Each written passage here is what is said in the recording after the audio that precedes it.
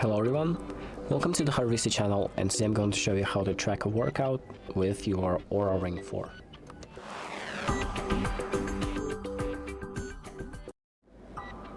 So the first thing that we're going to do is open up the Oura app and then make sure that the ring has been connected and paired to the app. So after that, we're going to press on Today, so go to the Today tab and then press on the white plus icon on the bottom right. Then select Record Workout HR and select the activity that you're doing. So every time you notice activities, click on the selected activity, or press Other if it's a different activity and there's a whole bunch of other stuff.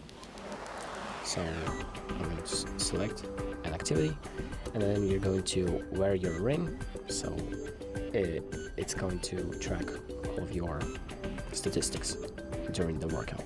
Then click on record, and it's going to start recording your workout. So you work out, and once you're done, press pause, and then select end activity. So once it's tracked your activity, it's going to show you all of the statistics of the activity that you've just done. So, and they're going to be saved in another tab. So that's about it. Thank you for watching. I hope this video helps, and make sure to like and subscribe.